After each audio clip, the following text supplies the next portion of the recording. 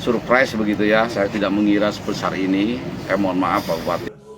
Iya, salah satu ujian terbesar orang Indonesia adalah menahan dari berkata kasar dengan apa yang terjadi. Tapi sadarlah kezaliman, kerusakan terjadi itu bisa jadi karena salah dari diri kita sendiri, dari tangan kita sendiri. Kenapa? Karena mungkin banyak dari kita yang itu adalah diam saat melihat kezaliman atau keburukan.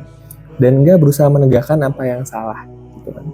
Sebagaimana mungkin kita ngeliat orang yang melewati lampu merah gitu kan dicoblos gitu, atau mungkin orang lawan arah, kita nggak berusaha untuk menegakkan itu loh, supaya ngebenerinnya gitu loh.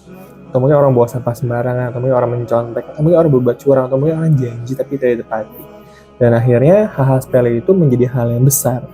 Dan makanya itulah sebabnya mungkin kita banyak merasakan bahwa orang itu yang tidak peduli dengan orang lain.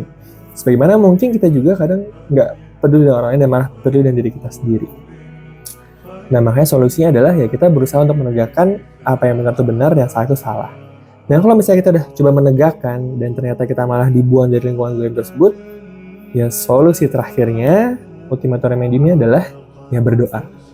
Dan ada dua pilihan doa bisa kita lakukan. Sebagaimana doa Nabi Nuh saat misalnya dizolimi dengan orang-orang sekitarnya, ya dia berdoa agar Allah menenggelamkan mereka dengan air bah. Gitu. Tapi Nabi Muhammad berdoa ketika beliau disakiti, ketika beliau dizolimi orang-orang Taif, ya beliau berdoa walaupun tawarin sama malaikat untuk dihancurkan Taif itu, beliau berdoa semoga kota Taif itu menjadi kota yang berkah, ya dia bisa melahirkan orang soleh dan soleha dari sana. Dan ternyata jadi kenyataan. Maka salah satu senjata orang beriman adalah dengan berdoa. Dan orang-orang yang cepat doa dikabulkan adalah orang-orang yang dizolimi. Maka dari itu, kalau kita sudah berusaha semaksimal mungkin, harapan terakhir kita adalah berdoa. Karena insya Allah dengan berdoa, semua jadi lebih mudah dan Allah mudahkan negara kita ini menjadi negara yang lebih baik dibanding sebelumnya, menjadi negara yang soleh dan solehah orang-orangnya, dan negara yang kaya berkah, dijauhkan dari yang haram, didekatkan dengan yang halal dan melimpah. Gitu aja, wallahu a'lam bishawab.